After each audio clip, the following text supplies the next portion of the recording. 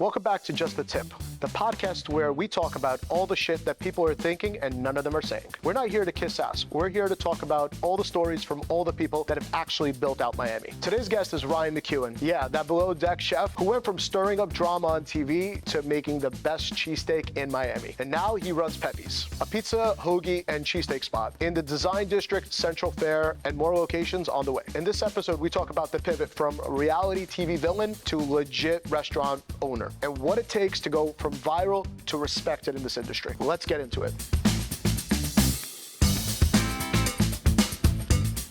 This episode of Just a Tip is brought to you by Rooftop Solutions. So the craziest thing happened. You might have even seen it in the news. A restaurant in Wynwood had to shut down for years after a leaky roof caved in. Imagine all that money, time, momentum gone just because the roof wasn't handled right. And that's why I always recommend Rooftop Solutions. They've been protecting homes and businesses all over Miami-Dade and Broward for over 20 years. They're local, based in Hialeah, and they take pride doing the job with honesty and craftsmanship so your roof stands the test of time. And here's the deal. If you got a leak, they will patch it for free while prepping your roof to be replaced. So unless you want to add a lazy river in your dining room, call Rooftop Solutions, tell them Felix sent you.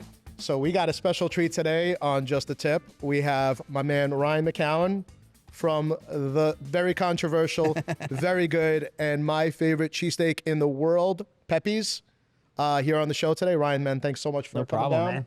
Thank you for having me. The man, bro. I'm really excited because what I like about you is you don't really hold back, and you always kind of tell it how it is. It's the only way to do it, you know? Speak your mind, speak the truth, and just be able to back it up. And I think one of the reasons I really wanted to get you on is because you are in it now and you are opening locations. You being not from Miami originally gives the public a really good opportunity to really see what it takes to really open a restaurant in Miami, scale, and deal with some of the things that you deal with on an everyday basis.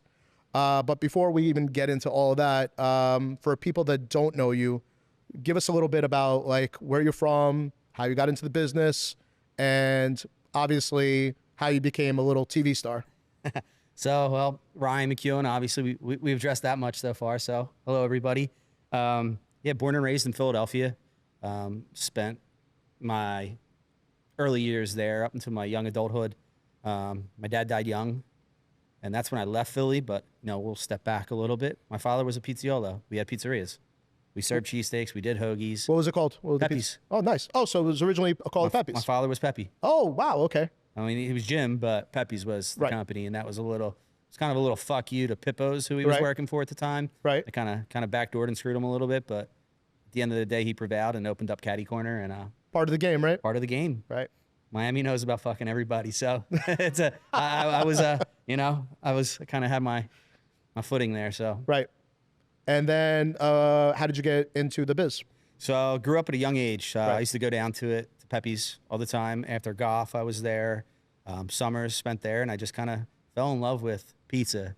And it was something we had multiple times a week. For a long time, I probably had a slice every day. And yeah, you know, I just kind of followed under my father's footsteps and stuck with it. I branched out. I did the hotel thing, you know, was traveling after I got away from the Philadelphia, and got up to Maine, which kind of really saved me, kind of changed my mindset, my outlook on life. And were you fucking around in Philly too much? Yeah, Philly was a problem. Everybody I was hanging out with was a problem. Right. And you know, you only do things for yourself, not for anybody else. And best way to do that is just kind of eliminate and get away from it.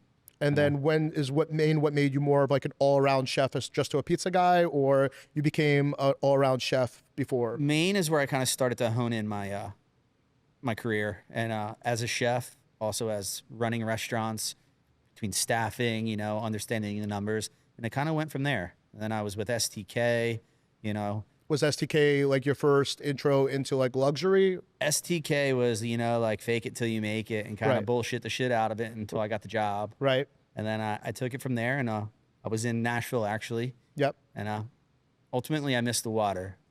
But before all that, and that's, you know, my high-end chefing, and I was a yachty. A what? Fucking yachty. A yachty. I was a douchebag that got up early in the morning to cook for rich assholes. Huh. Where did you do this out of? So it started when I came down from Maine. Okay. You know, I'm living in Palm Beach, just kind of navigating my way into this career. Right. And I had some great clients, but ultimately all good things come to an end. Right. And it did. And then, it was just a roller coaster of jumping boat to boat, Bahamas back. And So speaking of boats and being below deck, how did the TV show Below Deck and reality TV get a hold of you? So obviously Below Deck, Bravo, they're all up in everybody's shit. So they just troll the internet looking, we got groups like Fort Lauderdale Yacht Crew and things like that. So they navigate through there. You're constantly seeing DMs, casting calls. They're scammers. So it's just like everybody gets your emails and phone numbers these days. They do the same thing. And, an ex of mine had done it, and probably at the time it was a little bit spiteful to want to be able to get on the show and do the same thing. And, after about 2 years and constant interviews and things like that, I got hooked up. I was behind the scenes, which was like the greatest job ever because I just sat on call at a resort, all paid for. And then the following year, it was my turn, and they wanted me to go to Australia. And how was that experience? Fucking Australia was great. I mean, it was a free fucking trip. I could give two fucks how reality TV was going to paint me. Right. And, it was a free trip. I got to see the other side of the world. And, what did that do kind of for your street cred and, your popularity and, did you improve your chef skills that way or no? It was just kind of. I mean, there was things I did that weren't shown, and then of course the things that would cause controversy were on the spotlight. That's what we're talking about. That's what we got to talk about. I mean, it's reality TV. I'll never take it away from the producers. Right. They did a fucking epic job. It was great. I watched your season. It was it was a strong season. They put man hours into that. It's a lot of labor editing. So, but I'm more concerned about the people that watch the show. So nothing against you there for checking it out. But you're one of the real ones. But I'm more concerned about those people that would, harass me in direct messages and, DMs and things like that. I'm like, wait, you buy it? Like, I think it was so weird that even when you opened Peppi's, you had people that maybe weren't fans of you of the show writing reviews because of what your appearance on the show. Reviews on Google, on Yelp, and it's a fight, believe it or not, to get those taken down. We're definitely going to touch that subject in a little bit. So, okay, so you're on Below Deck. You're stirring up a ton of controversy, which obviously I loved you. I think you were the most entertaining part of the show for that reason. Was a lot of that like, you know what, I'm just going to be a jerk off and... So, I went in there with like... Because you know what? I know you, and you're not that guy. Like, you're actually a really good guy. I like to believe so myself, and so do the people that I keep in my circle. Right. I give the shirt off my back for anybody and do anything I can. Right. In terms of that show, I had the open mindset to go on there and, just try to be the best Ryan I could be. Ultimately, I got placed with the worst, most annoying chief stew ever I've ever had to work with. Right. Down to her voice, it was one of the most irritating sounds you could ever do. And was it really that bad? It was bad, dude. It was horrible. Right. I mean, good for her. She's killing it. She wants to be with Bravo. Right. For, the rest of her life. That's fine. But Jesus fucking Christ, like just listening to her speak, the audacity to ask me how many boats I've worked on. So I asked her how many vacuums she pushed. Right. It's like, you want to give shit, take it. And they didn't feel that her question, which came to me first, was arrogant, which I thought that's a very arrogant question. So how many, what kind of chef are you? Like, okay, you're going to ask me what kind of person I am? Right. I just met you. I just shook your hand. So ultimately that set the tone for the whole season. And so the relationship was pretty much burned from the first shot, minute. dude. First 2 minutes on the fucking boat, it was done. And did it get worse or no? You already had the definitely got fucking worse. Really? And I think I tried, or at least I feel like I tried. Right. But ultimately, it does come down to producers and the show. And then now that becomes part of what's going to happen. So that's the way they navigate it. Make sure you're navigated, whether it's having me push her buttons or her pushing mine. Right. Any chance you go back on? Fuck no, dude. No reunion show? No. Andy Cohen's a douchebag, and he dropped the reunions on the shows well before me. Well, we'll get back to that one, I guess, eventually. I mean, he's entertaining. He is. He is entertaining. You should see him shit-faced up in Montauk in New York. Wow. Now, I got it. Yeah. Him and, what's that, John Mayer. They get down. Like on a musical basis, right? Yes. Right, got it. Okay, so you're this guy who caused all this controversy on reality TV.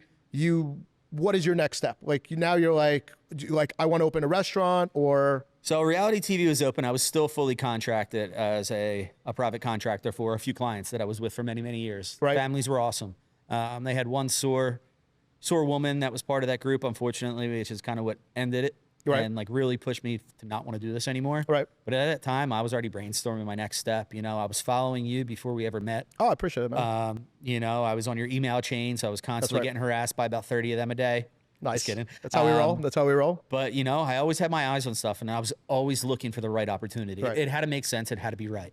You know, food halls, pop-ups off the rip weren't something I really wanted to do. It meant a lot to me to get in brick and mortar and get my own place. And ultimately, we found that. Definitely. I remember being a little bit of part of that.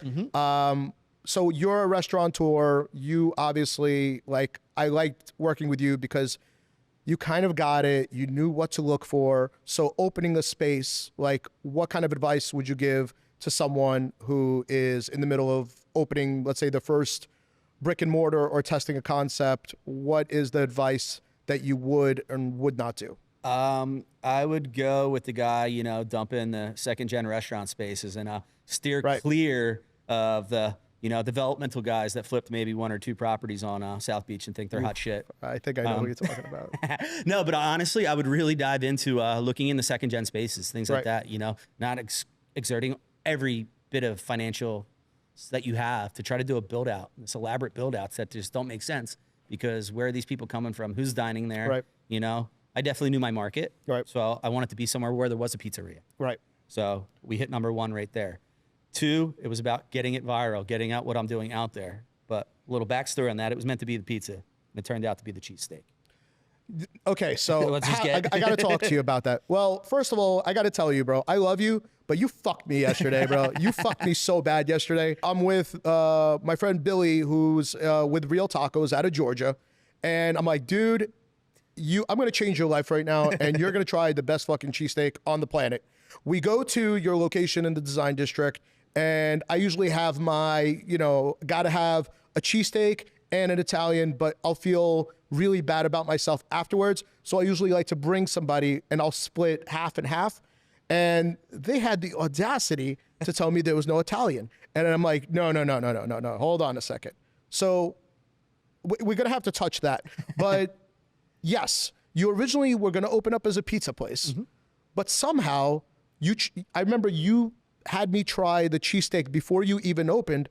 And first words out of my mouth, you are not a pizza place, you are a cheesesteak place. Talk to me about that. Yeah, so, you know, the vision, you know, my father taught me pizza. It's something I've grown to love. And I really took like that New York slice and dough to the next level. Like New York slice shops, we weren't fermenting. We weren't doing that shit in the 90s. Like it wasn't happening. Right. Same day dough, made, slices, done. So I took it a step further and was really trying to hone in my craft with the dough. And I got there and I enjoy it. And I think we have an amazing product. But also reminiscence of Philly and kind of how I grew up is our cheesesteaks, our hoagies, our bread. So I was bringing the cheesesteak to the game the right way, Cooper sharp, fried onions, ribeye, and a sick roll. So the roll, the bread, obviously, for me, made everything. In your opinion, what makes your cheesesteak, for somebody who hasn't tried it, it's my favorite in the world. But for somebody that hasn't tried it, what did you do different that, let's say, you've never tried my cheesesteak up in Davie or whatever it is, can say, like, what separates yours from everybody else's? Well, especially down here in South Florida, what I will say I think separates my cheesesteaks from everybody else's, I don't think they ever had a real fucking cheesesteak. Right. So number one, they're putting peppers, onions, mushrooms, all this garbage on there. No, it's onions, cheese, bread, steak. Right. And, you know, just the love and the care. So we were baking our bread. It was phenomenal. The growth was just too much to be able to handle. So now we work with our co-packer. You know, we get our bread as many times a week as we need. It's amazing. It's phenomenal. We use Cooper Sharp, the real deal. We're not just using that 160 slice American. All our steaks and onions are cooked in beef tallow. We're not using oil. Interesting. And it's just seasoned. Like, we didn't change the recipe or change the game. We're just doing it the way it's supposed to be done. Well, I mean, you just touched the subject of beef tallow. You know, I can't tell really the difference. Yeah, a lot of people can't. But do you feel that beef tallow versus seed oil, for example, is it really as big of a situation as people make it out to be? 100% it is. You know, it adds to a lot of health issues. Number one, biggest things we got to worry about are enriched flours, which we do not use any enriched or any bleached flours at Peppi's. And then seed oil free. God, we don't even serve our sodas in plastic. Everything's in glass. So I go with the Mexican cola because I want cane sugar. So, you know, we kind of keep those things always in the back of our head on what people want. And believe it or not, you can lose weight eating things like cheesesteaks and stuff like that.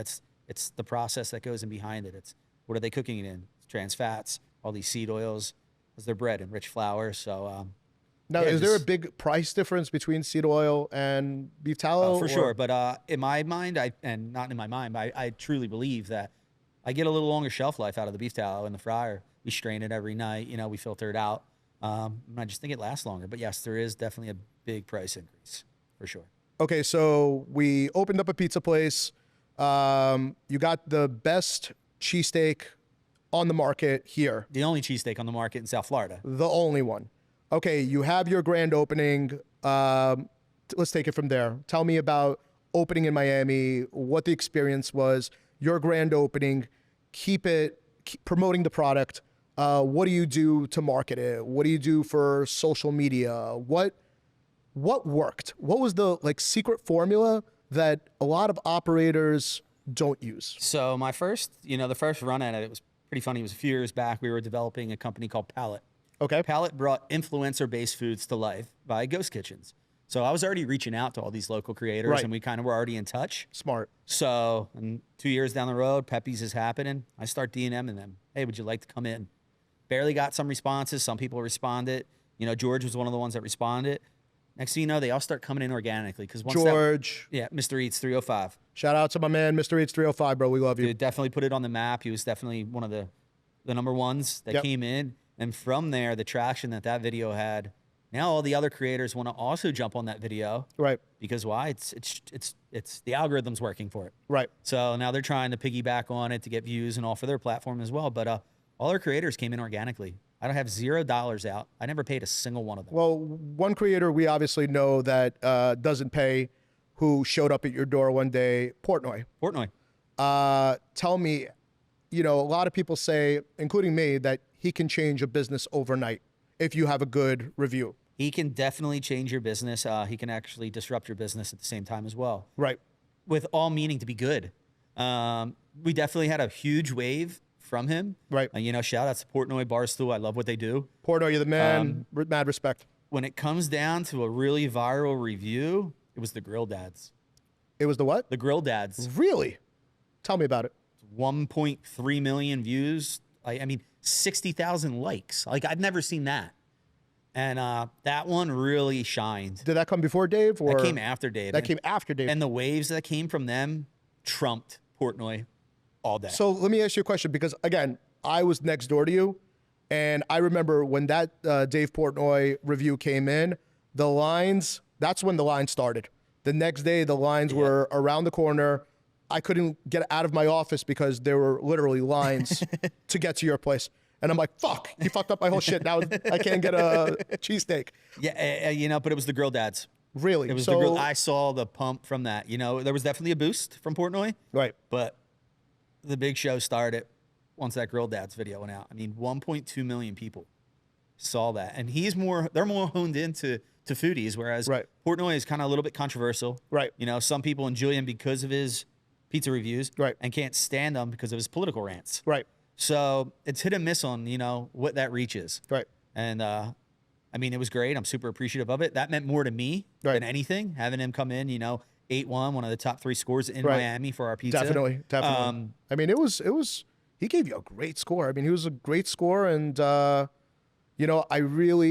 think for mom and pops, I really respect him for how he can really boost a business maybe that people haven't heard of because their marketing budget isn't so strong, or but interesting to hear that the Grill Dads smoked it.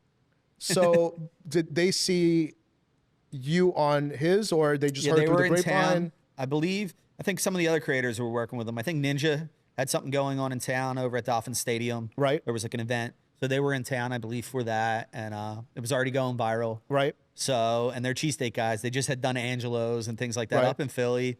So they heard there was a Philly guy down in Florida who's making great cheesesteaks. And then, they came in and I schmoozed them, and they were super grateful and super happy to see that it is possible to make a real cheesesteak outside of Philly. So between those reviews, that's kind of what popped, right? That's kind of what popped. And then the local traction, all my local creators, shout out to every single one of them. Max Eats Miami, all those guys. Ivy, the foodie. Love Ivy. The foodie. Yep. Who else you got? Dude, they were all in. Let's just plug everybody. Let's they're all in there. We appreciate all our 305 Yes. influencer foodies. We love you guys. We appreciate everything you guys do in Miami. Seriously, I mean, they're the forefront of, what keeps restaurants moving, I think, in Miami, and then you get things like Spice and stuff like that. But ultimately, it's the local business and the word of mouth. That's really what keeps a business rolling. So on the topic of influencers and foodies and, what is your opinion for restaurants that open up in terms of marketing, in terms of foodies and influencers, for maybe somebody that's afraid to use foodies organically or not use them at all? I mean, I've seen, some people turn away influencers because they want to keep their business like small and local. They don't want a bunch of outsiders coming in. What do you say to people like that in terms of, is it worth, or the food influencers worth it? Some of them are worth it for sure. Got it. And you got to look at everything. You got to look at the traction they get, the views, their reach. Anybody can post up account and say, hey, I got, 80,000 followers. How true are those followers? Right. Are they from India? Where are they from? Right. Because we know they're not all legit. But the people that put the time in and produce quality videos, I think it's beneficial for your business. It's going to kind of keeps it moving. You need them. Right. It's marketing. You have to market. And I don't think I had an idea what the fuck I was going to do. Right. I literally thought I was going to be in my pizzeria every day making pizzas. Now I'm there managing and growing a brand.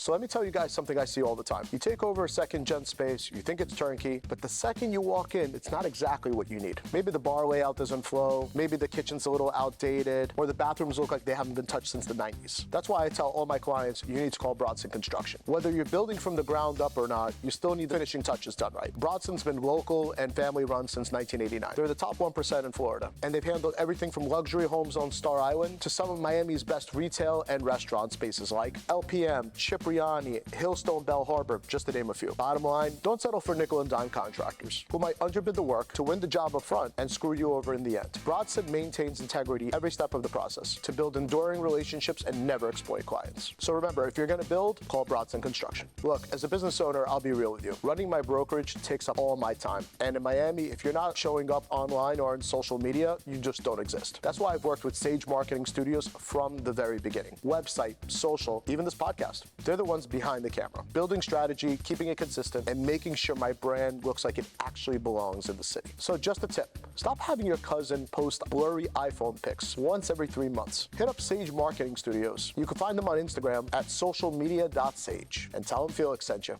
Okay, so speaking of that, obviously you had the greatest real estate broker on the planet that put you into a great second gen in the design district. But now that you're there, obviously, and I'll speak pretty freely of this, we found out later on there was a couple of issues from the previous tenant, navigating Durham and grease traps and, just the city. Mm-hmm. I mean, my feelings and advice I give people. What advice do you give people who don't know how to navigate? Like, what is your opinion on navigating the city and Durham and just staying on top of it? Gift cards. Can I say that? I think it's all right. I think it's all right. Honestly, just, being yourself, speaking the truth, and really getting on the phone and trying to get ahead of what's going on. So now you do everything yourself, or do you do an expediter? Myself. I took it on and just figured it out, kind of, navigating the process. It's not that it's difficult. It's the order of operations you need to follow when it comes to licensing. For my next stop, I always recommend hiring somebody. Right. Get a local attorney that handles food and beverage. Let them handle the work. Pay them their small fees. What do you think that sets you back? Ballpark. $2,500 will probably start you on a retainer. And as long as you have your information to just be able to give forward immediately, they already know how to navigate the system. So what are they going online, creating an account, 2-3 minutes, got an application submitted? So do you think that $2,500 in the long run will obviously save you on rent money that you might be shut down or not be able to open? 100%, and also taxes, because your tax accounts are going to be set up properly. That's Most people don't know they got to collect that extra 1%. They do know. They do know. I didn't know. They do know. I was grateful enough that I wasn't open for 10 years. Right. But I think I heard through the grapevine that now they're negotiating, because there was obviously a big uproar for restaurants that maybe bought a corporation from a previous restaurant, that you can do a deal with the city now where maybe they'll start you off from the time you signed the lease? It should be started off from the day, if you a 2 COP or a 4 COP. Right. From the day that transfer went through and that you were selling alcohol is the day it should go back to. Right. Which was what happened with me. So they didn't go back to December when I opened. They went to March 1st when I started. Okay, that's good. Because I know that, when we reported on it first, and obviously went viral and, went to all the papers, there was a big uproar, and we were very vocal that, you can't send mom and pop bills for $130,000 and expect them to just pay you and everything be okay. So no, I'm happy that worked out with you. I mean, we're hurting. Miami's chasing down money. We're building these stupid arches downtown. Right. Which is going to be done in 8 years, Right. drowning us of billions. We raised parking on the beach. People weren't driving over there. Now they needed to catch up, and they're attacking the mom and pops, which really create the communities that we have here in Miami. Okay, so now you have a successful restaurant. You navigated the system. Obviously, you're thinking now expansion, or are you like, let me kind of let this breathe for a little bit? We're growing. We're going to take what we developed and opened up, Peppi Steaks and Hoagies, which is a spinoff of Peppi's Pizza. Right. We're now opening the Bright Line Right. again. Thanks, Felix. My pleasure. Shout going. out to Central Fair, the Bright Line, everybody there. We fucking love you guys. Let's do it. Yep. And, I love pizza. It's part of my heart, but Peppi's Pizza will remain mine. Right. And I will grow the Peppi Steaks and Hoagies brand. There's a demand for it. I will follow Jimmy John's and Jersey Mike's concepts on the way they growth and their strategies, and we'll be the next one. I know you will. Okay, so now you have your pizza spot. Now you have your hoagie, your steaks. What's next? Another steaks and hoagies, and another steaks and hoagies, and another steaks and hoagies. Okay, fair enough. So now you have a location in the design district. You have a location downtown. What neighborhoods do you like? What speaks to you? What are the expansion plans? Are you going to do it more by neighborhood? Are you going to go more by county? Are you going to do Fort Lauderdale or Palm Beach or Tampa or Orlando? What do you see, and what do you see for the city? So we're going to do them all. Number one, I think our next stop's definitely going to be Pinecrest. Okay. Number one. Great market, local market. Great market down there, Right. exactly local partner teams down there. So I think it's just a great spot to launch the second coming of Peppi Steaks and Hoagies. And then we're going to start Davie, Fort Lauderdale, Broward, that whole nine. But Right. we built the brand, we built the name. So these $13,000 a month rents, they're out the door. Let's focus on strip malls. Let's focus on high traffic. And What neighborhoods do you like? Obviously, Pinecrest, we know. Pinecrest is great. DD, we got you a steal, so you had to take it. Downtown, I mean, it's another working. must. Yes. Okay, so what other neighborhoods, if you could go into, would you go into? Pinecrest, Delray, West Palm, Jupiter. Just keep growing it up the coast. And, I see you scaling really fast, which, first time I met you, like, yeah, I'm going to open up like 5 in like the first couple of years. I'm like, all right. You hear it from everybody, but you're actually doing it. Now, I met Matthew, who's one of your partners, and I love the relationship that you guys have. What advice do you give to people who are maybe self-funding versus getting married into a partnership? Gotta believe in what you're doing. Right. And you gotta follow through.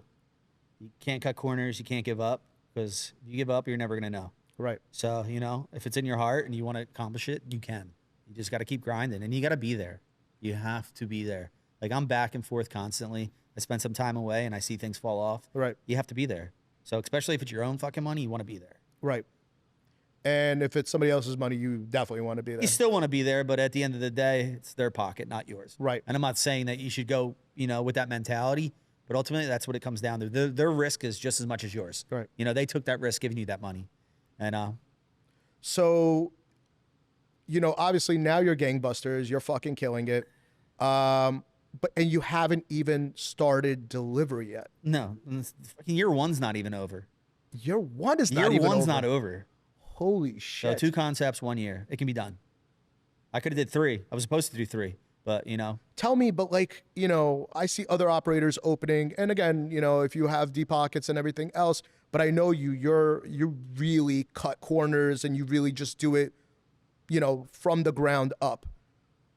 In terms of navigating like the scaling part, what do you think the secret is? Honestly, I'm still figuring it out as I go. Right. But understanding my market is number one. Where the clients are coming to when I was lines out the door. So really just knowing your market. You got to know where your market and where your people are coming from.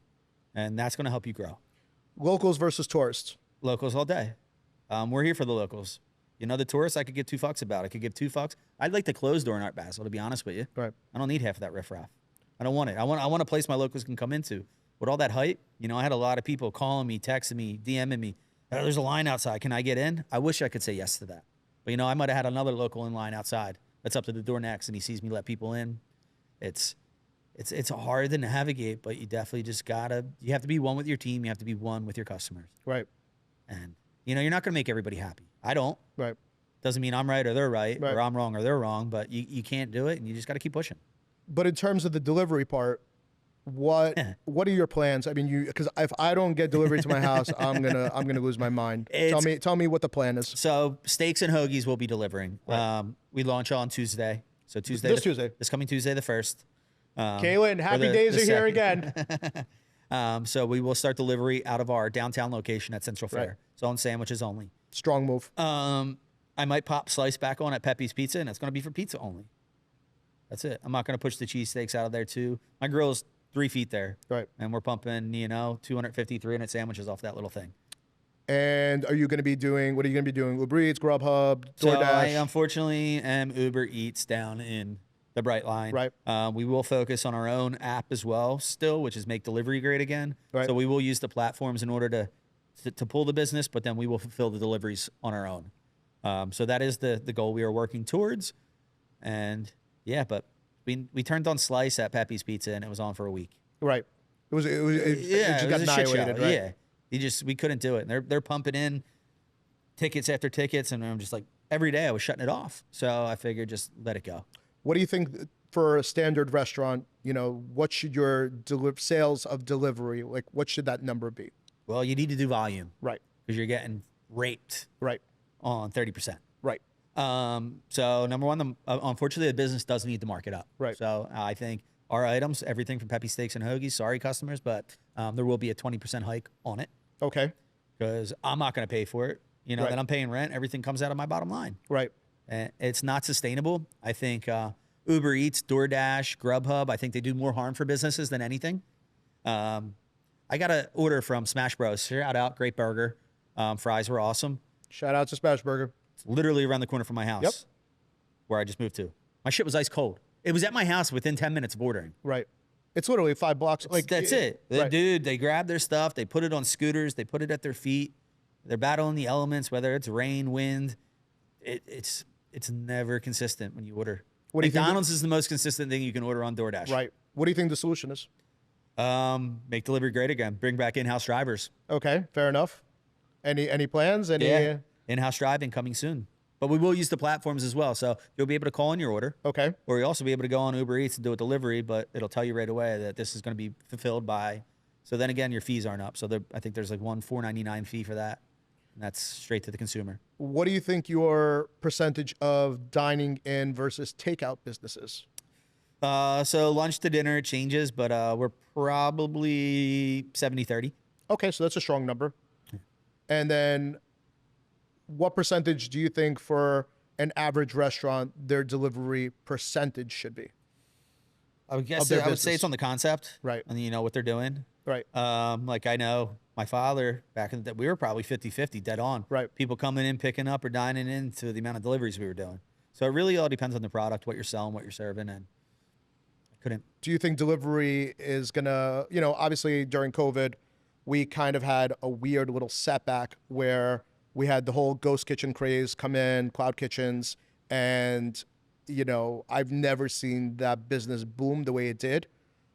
What do you feel for the future of that business for, let's say, restaurateurs that want to come in and do a ghost kitchen before they launch brick and mortar? Do you think that's a good idea? Do you now think that the business has changed over the last year? What do you think? I will never order from a place I physically can't go into. Okay, why? Tell me why. I can't see it. Right. I mean, you see it when you get it. See it when I get it, but Right. to me, it's, take that. There was that one Japanese guy or Chinese guy who put 30 different restaurants. Yes. He killed it. Yes. And each one of them was doing volume. Yes. I don't know how he did it, He did a Mexican concept, like Chinese, it was like teriyaki. Then it was the same menu, and he changed the names on each in each one. Right. I don't see cloud kitchens, ghost kitchens lasting much longer. Right. We're definitely in the era where a craze of food halls are popping up. Right. So I think they're the new incubators, but they're tangible. People can walk into them. People can go there. People can meet the people behind it. I mean, before we get into food halls, for example, Mr. Beast, he had a big burst, right, with a burger and fucking like Outback Steakhouse was serving them like crazy stuff, like right. But nobody was using the product. All it was basically the burger. I don't know that everybody was using the products that were it too, because I think the whole deal was they had to buy the merchandise, like the packaging. Right. So that was the whole thing. And then people were doing the burger, but you weren't getting it in the packaging. I see. It was all weird, and it was like the same chicken fingers that Outback served. Right. Or whoever it was. So you think it was the branding that really made it? That was it. It was all branding. Really... I mean, the guy's a genius. Right. I mean, he's one of the first that hit $1 billion, become a billionaire. Absolutely. Buy YouTube and anything else. He's a marketing genius. That's Absolutely. all that was. That was a marketing stunt 101. A lot of you know me from my F&B Miami page, but what you might not know is that I also run Florida's largest restaurant real estate brokerage called F&B Hospitality. Every week I meet somebody that thought that they could just wing it on a restaurant lease. And every week on F&B Miami, you guys see how that turns out. And that is exactly why I started F&B Hospitality Brokerage. We treat our clients' money like it's our money. We don't say things just to say it or paint pretty little pictures. We go based on facts and numbers. If we don't like a deal, location, or permit status, we are absolutely not afraid to tell you. It's about setting you up to last. So you could focus on food and foodies while we negotiate the build out and the terms. Okay, so now we see, what the direction food halls are starting to go. Again, me personally, I have seen a big shift. I know that when Brightline brought me on to do Central Fare, shout out to Patrick, Fabian, David Fuentes, and Brian. When I took that, I didn't expect to take that deal on. I think that it was weird because I've seen every food hall failing because when you're charging, 25 to 32%, ridiculous. You're not going to be able to make it. You're not going to be able to make it in the summer. You can't do delivery, right? I mean, your margins are fucked. You're crushed. I think when the guys in the Brightline okayed, the deals that they structured with all the restaurants, I think it was the most brilliant move to make it as an amenity for their community, for their riders. Obviously, you were one of my first calls. You were my anchor, You, Wolf of Tacos, Stanzione. I mean, I think we put together a really good team. But we're there. local. We're businesses that exist. Right. Whereas you take Juliet Henry's, for example. Right. There's maybe one or two concepts in there that I even know. Right. June Burger in there. But yeah, Taco Tamia, which is Carla Hoyos. I love her.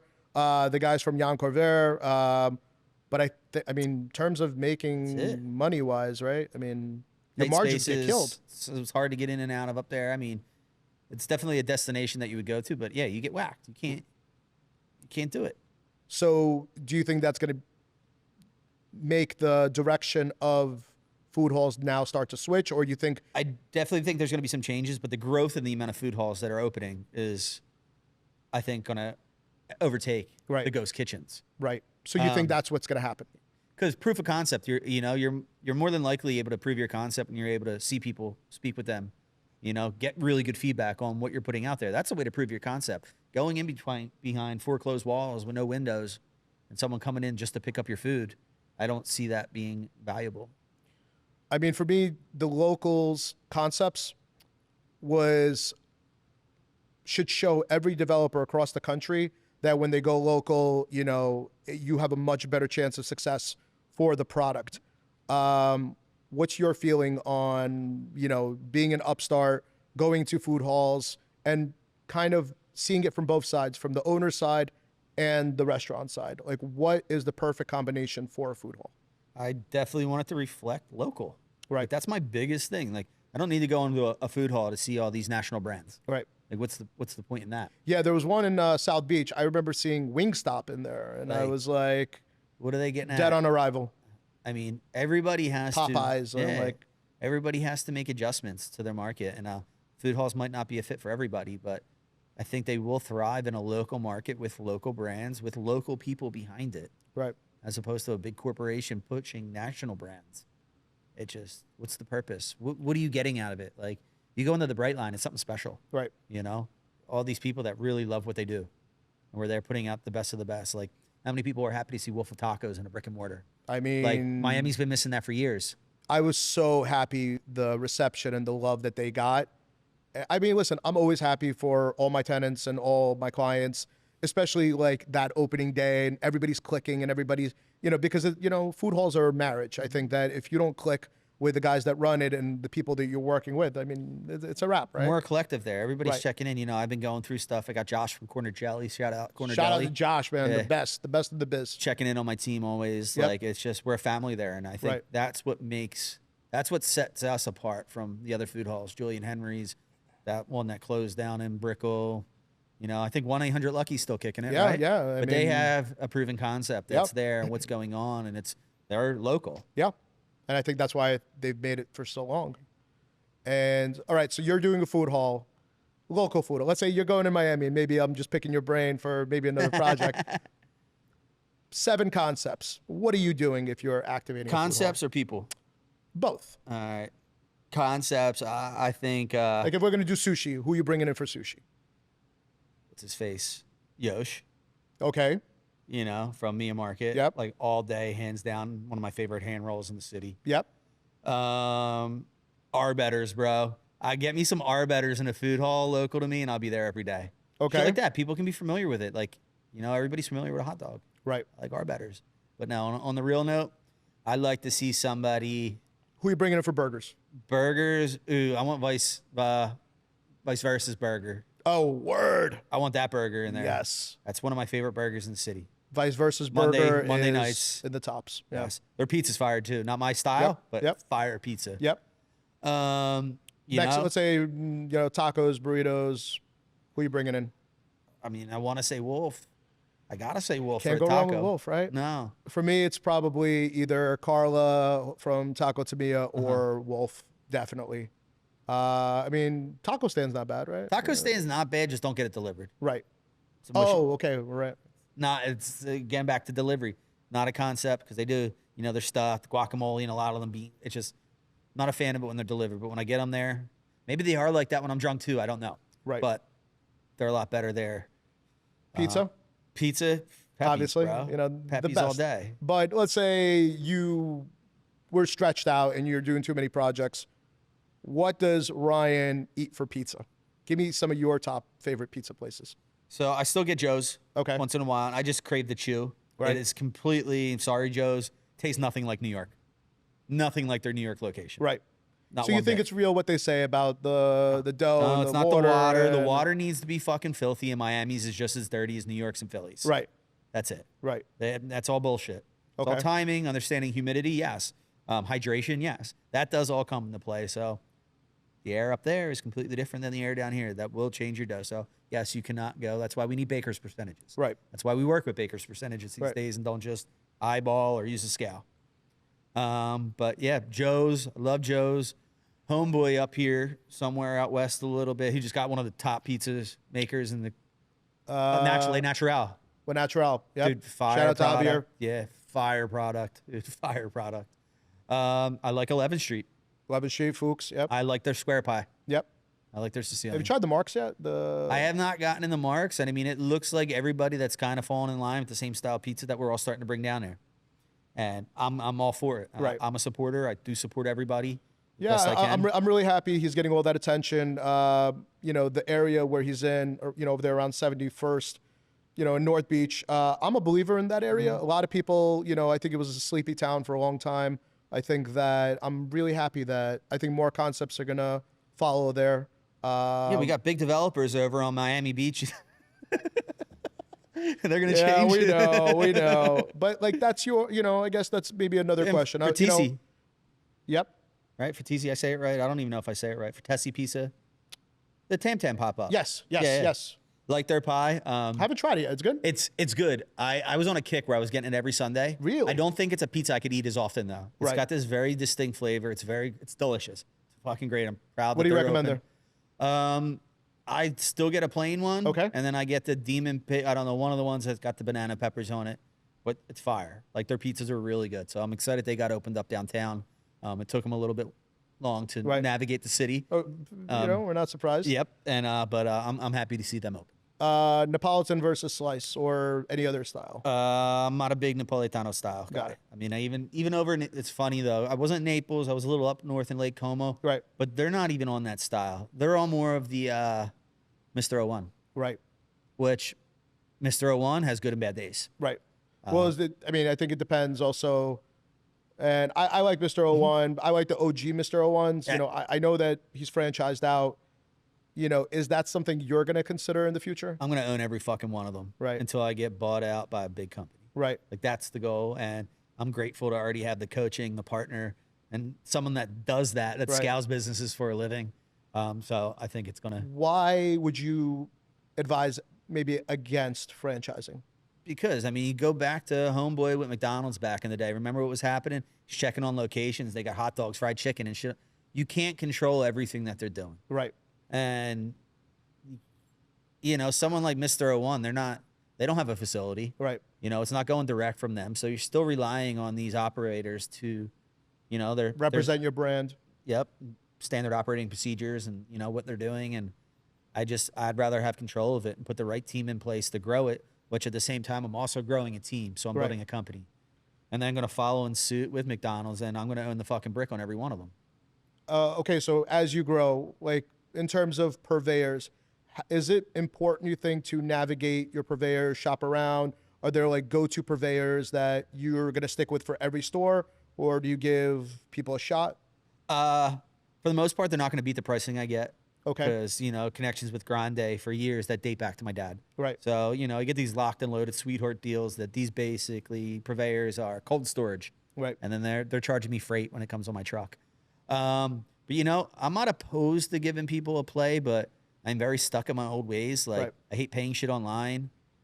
Like, can't you deliver me my food and I give you a check right away? Right. So I kind of navigate the people that are kind of still the way I operate. Right. Which is very old school, even though I'm not that old. It's just, Right. believe it or not, there was a huge gap from when I was doing it till I went to boats, that within that 10 years, everything's changed.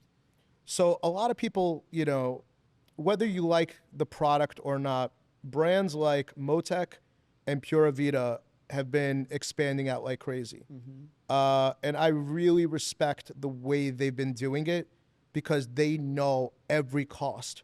And I believe that when you open up enough stores that your pricing will get less. It should. So how do you think people should navigate that whole pricing? I mean, ultimately, what you said is correct. It should, but you can also get fucked. Right. It's like people also know they're going to you for a specific product. Now, as your volume grows, we're getting hit with this tariff now too. So you know what? You're going as well. It happened to me with my ribeye at Right. first. And then all it was a phone call to somebody else and, hey, you're going to lose this business altogether. For you, Right. you just got to know how to navigate them. They're worse than used car salesmen, believe it or not. And how do you find that with all the tariffs and everything else, is the pricing going to get back to normal or has it gone down a little bit? Are we over this scare of the import taxes and the tariffs? I know people were freaking out a few months People ago. are freaking out, but I can't tell you the difference from December 4th and when I opened to today. Right. So Pricing has still been... it's been what it was, a few pennies here and there, but nothing that I think affected me. It only affects the people that I think want it. They're manifesting it in their own fucking mind. Right. So if you do new deals with landlords, what are some of the things that you should expect them to do for you when you're moving into one of their spaces? I asked Felix about that. Okay. Obviously, how I feel about the second gens is a must. Definitely make sure you're building secure. I mean, that was a huge thing. We're still fighting a few battles down here in Design District. Right. And that was a place that was like, operating a month or two before you got there. Tell me about it. Right. But yeah, drains that. I mean, they were completely clogged up, to the point where I had, in a way, I wasn't bad mouthing, but I was using things like, well, I paid my bills though. Right. Of course, shit ain't going to get done unless you pay your rent. And all the things I was told by previous owners and employees there, Right. oh, the grease traps fucked, the pipes are smashed under the ground. It was all bullshit. Right. They were just caked with grease Right. at the city's exit. So you just brought in a great vendor and they... Yeah, you helped me navigate that a little bit with listen. our with the landlord, and they brought the right people in there to do it. Right. You know, the leaky roof we're still dealing with. They're claiming it was air conditioning. Right. Then again, the videos from October of last year prior to open with these leaks, it's getting addressed. But and, somebody did mysteriously take your AC that was on the roof. Yeah, there was a fucking motor missing on AC. I'm surprised the walk-ins out back didn't go. Yeah. I'm really surprised though, like that those didn't get taken. Yeah, I know there was someone trying to get in at one point for the mixer. Right. To the point where I think I was almost conned that they had someone calling me claiming that they were still owed on that mixer. Right. Like literally looking for every opportunity to take out a $60,000. Like, go fuck yourself. Right. Like, that was a big part of the deal. Right. I signed this lease. The equipment's mine. Right. So, okay, now you're expanding into different locations. And what advice do you give operators who feel that they need to pay $150 a foot? Maybe a landlord is like, look at Carbone and look at Joe Stonecrab. They're doing billions upon billions. And, you know, what do you say to those people who want to be in a location, but they have to pay either $150 a foot or more, where landlords maybe aren't telling them, hey, it was a rough summer, or you don't know what you're talking about because this is the center of the capital of the world. I mean, how was summer for you this year? Summer's been great. I'm feeling it this week. Why? Right. Back to school just happened. Right. You're gonna, naturally. Right. Do I think it's going to be until Art Basel time for business to pick back? Absolutely not. You know, but kids are back at school right now. People are kind of taking a little bit break. Kids are getting out of the house. I'm not seeing as many kids in the store. Right. But, you know, I think we're back on track. We're down about 6%. Right. What about other operators? Do you think, I mean, I was gone in Maine and my phone was blowing up with places closing. You know, I did the Armageddon video last year. It was almost 2 years ago, where we kind of knew and saw and predicted this was going to happen, where a lot of people told me I was fucking crazy. So when I was in Maine this summer, you know, my phone was off and, you know, I watched a lot of the blood unfold.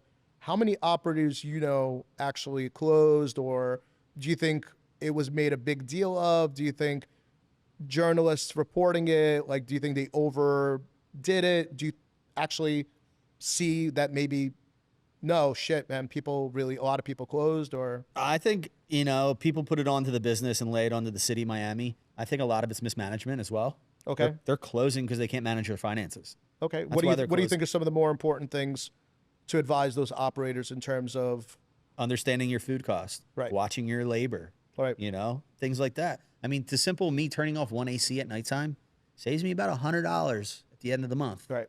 You know, it's small things like that. And Well, most people talk strip clubs and football. Me and you always talk about cutting staff and you know, operations. You know, how did you get so good at knowing when to? I mean, because again, this is your first year. Yeah. But you know what? Every time I walked in and me and you had this conversation, you're like, I'm gonna cut this person a Thursday between this hours, and like you got it almost down to a science. that's it. You have to navigate it. You got to keep your staff happy and keep them having their hours. You also got to know the value of your staff. Is that guy worth it? He's great at his $20 an hour. Is it worth it for him to get into overtime where I'm paying him $30? No, it's not. So just eliminating things, the small things, purchasing, labor. What are some of the things that you would advise to how to keep, you know, staffing's been an issue in Miami for a while. How do you keep your staff happy? How do I keep them happy? Yep. They make a fucking piss ton of money.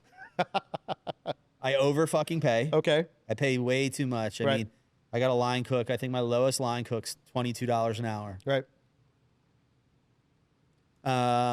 People are getting $13 an hour Right. on the line. Where I'm like, you know, I'm not that person. My staffs keep all their fucking tips. Right. You know, shit like that. You know, it comes around, and I talk to people in local restaurants and businesses and see where they're fucking up. Right. See what's hurting them, and then I navigate that back to my restaurant and make sure we cover those corners. But my staff's happy as hell. They're making a shit ton of money. They're making $700-800. There was days they were making over $1,000 fucking dollars in tips. Right. And I let them know that this is the time of the year where we're going to stay busy. You guys are going to be scheduled, and now it's the time for them to take their time off, go on their vacations, Right. and they can enjoy them now too. Yeah. What about service charge? Has that been a big issue for you this year? Service charge, absolutely not. Would never charge a service charge for two What's reasons. yeah, give me your feel. Listen, everybody, it's a very sensitive subject. Pissed off a lot of people in Miami, like a lot of end users. You know, we did a bunch of videos on service charge. At first, I didn't get it. That's why I made a big deal out of it. Then I spoke to a couple operators who like showed me why they have to charge it, and I started to understand what is really your feeling on it. So first off, a service charge. So what these guys and why they're charging it? Sorry, asshole. It's not to pay for your paper goods or any of that. Right. It's to pay your fucking staff. Right. It's the only thing it's supposed to be used for. Right. Now, why do I? So, what's the big deal whether they collect it or not? Like, they're taking it. They're pocketing it. Right. Everybody's so pocketing it. For you, you would rather raise the price on the menu and not have the service charge to offset the. You think the customer gets more pissed when they see a high price or when they get hit in the end? Everybody that sees a service charge is pissed. I don't know a single person that I know that is happy to see a service charge, even if they know where it's going.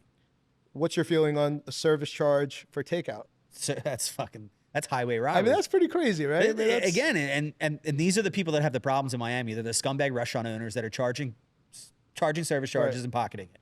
I mean, again, listen, I've spoken to some of them, and I get it when they break down where they can't. They ain't putting it where it's supposed to go. Let's be real. Well, listen, some of them are like, Felix, like, you know, if we have undocumented workers, I can't fucking go out and say that, hey, you know, 5% is going to this one who I can't even show on the books. Here's one for you. All right, hit me. Don't hire undocumented workers. Controversial. But is it controversial? I mean, it's also Miami. It's Miami. Exactly, but it's also not our job to identify if those legal paperwork was legit or not. I mean, To listen, the best of my, I check a box every time I hire someone. Says to the best of my knowledge. I mean, listen, Miami. I feel, you know, I think since I've been coming here in, you know, late '80s, you know, I think there's always been undocumented work, Of course, I think there's gonna be. helped build Miami to like what it is. But I get it, you know. It's. I mean, we can't lose them. Right. I mean, a lot of restaurants will go down Right. without them. We cannot. Yeah, we can't lose them. But there's definitely ways to work with them. Right. You So know? your opinion is, give it to the customer up front instead of like. Yeah, let them see it. Let us see them the prices. Give them the service. They're gonna tip. If you're putting out a product and your service is good, people are gonna be happy. They're gonna take care of your service. Why do you feel the need to have to make up for it elsewhere as a restaurant owner? I'm just not a fan of service charges. I don't like paying them. I see no value in it. Yeah, a lot of them are done through, especially Miami Beach and more of like the big chef foo-foo concepts that came into the market, which are now closing. Yeah, that can't keep their restaurants full enough to pay their $100,000 a month rent. But what's funny is like, you know what, rewind to 2019, you know, we were dying for concepts like Rayo's. We were dying for good concepts. Do you think that is because so many young, talented chefs started putting out great products? Or do you think that whole big restaurant, you know, big name chef, is that over or is that? You know, someone else was just speaking on this and talking about these big name chefs, and I can't quite recall. Do I think it's over? No. I think are the brand deals going to still happen? Yeah. How involved will that chef be? Right. Is the question. Everybody's launching a brand deal anymore. I mean, we got Mahomes and Travis right now. Right. 18, whatever, 42. Yeah, steak. I'm actually excited to try that because, I mean, that's the guys from Sparrow. You know, shout out to my boy Dean. Exactly. Which So is one of my favorite restaurants. That's you your know? new Right. celebrity chef. Got is it. Patrick Mahomes and Travis Scott. Right. Like, you know, Dave, love you, man. Like, but Gecko, Yeah. people go there because it was Bad Bunny's restaurant. Right. I ain't going there because it's this elite sushi joint. I mean, you know what? I was very impressed when I was there. I was when it definitely- opened. Yeah. You know what? I was there recently. Again, was super impressed. But then I'll go to like a Lucky Cat, you know, which you know what?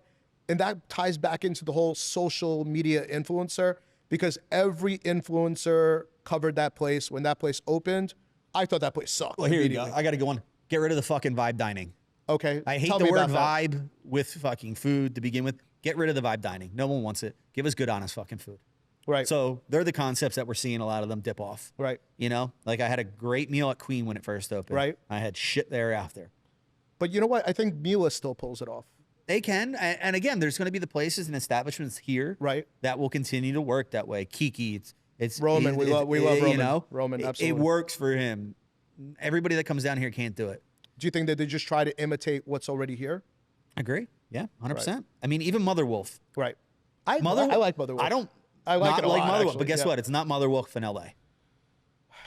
It's not. I don't know, man. I was very impressed. I thought they put out a good product. Amazing product, but And it's not they're- the same. again, like Miami Spice. Me and Kate were there the other day, and like, I was impressed. $35 for. I mean, no, it was like $65 for dinner. I mean, fuck, all day long. You know. per But person. Sonny's like honest I food, mean, man. Honest food. So, in closing, every time I have a guest on, I'm going to ask, their favorite something, their top 3 favorite something. We're going to switch it up every single time. So for Ryan, let's do, fuck it. Since you brought up one of my favorite restaurants, Sonny's Steaks. So your top 3 favorite steak places in Miami, All right, well- no particular order. So we'll start back. Dirty French was high up there. Ooh, okay. Again, another concept. Is that number 3? I'm going to put it at number 3, and here's why. Okay. For one, it's not New York's Dirty French. Yes, It which has is- no bistro-y vibe to it. They fucked up there. Beautiful build out. Their second fuck up was rocking my New York strip steak that I enjoyed there. Right. From $80-something to $100-something. I get 2 sauces now. Thanks Nice. for that. Nice. Oh, you also have to call in for the prime rib now too. Like, get the fuck out of your steak joint. And eat, Hold on, I'm confused. So this is your number 3? They're my number 3 because Okay. I went there. Why? Because I love the ambiance. Okay. I love sitting with my girl and having a Beautiful cocktail at the bar. bar. Beautiful bar. And then going to our table. They did a great job. So hands down there. And the problem I have now is Sonny's or what do we just have open? Daniel's. Daniel Ganem, yeah, great I chef. don't know which one I could put one and which one I could put Really? 2. Wow, that's a big endorsement for Daniel's. Do you see a big difference between Fiola and Daniel's? Yes. Okay, Yes. talk to me about that. What are some of your favorite things on the Daniel's menu? I mean, I just like the way the meat's prepared. Okay. I just enjoyed it. I love the baked potato. It was fire. The skin was crispy. It was just done well. But then I like the pastas at Sonny's. All right, so And I can still get my steak, and So who's number 2? Who's number 1? I'm gonna keep Sonny's at number 1. Okay, so Sonny's. Obviously, that's always my number and 1. the reason they're at number 1 is because what else they offer on the menu. Hit me. Tell me everything you love about it. Fucking pasta. That crab pasta is out of Crab this fucking pasta world. is The fucking service, legit. the bar, the lighting, the ambience. It's done well and it's not over the top. It's a vibe without being a vibe. I mean, I tell people time and time again, they're like, why do you love that place so much? Listen, the fact that, Will and, they're just phenomenal Aaron Brooks chefs. and Carrie, they just figured out how to cater to the locals, keep the locals first, but still almost, it feels like white napkin service, but in such a fucking cool vibe. Yeah, casually done 5-star service. Right. Listen, I never mind when I'll ask to represent somebody that I like. All the brands I represent, I personally like, I endorse, I eat at. I don't mind when I go to somebody and say, hey, listen, I'd love to represent you. My favorite answer is, sorry, I'm loyal to my broker who, is my partner. What I don't like is, restaurants that switch brokers like they're changing underwear, stick because you with got it. everybody running around doing, your work for you. And, Well, they think the market, like you have something that this person doesn't. right. It's just like an MLS, dude. Right. If I post something for sale, I could give fuck who comes to me to sell it, Right. to buy it. Right. And they just patience. And that's another big thing to open up a space is patience. Right. Wait for the deal. Right. Wait to find the right spot. Right. Took me 2 years. Yeah. I was searching for 2 years. Right.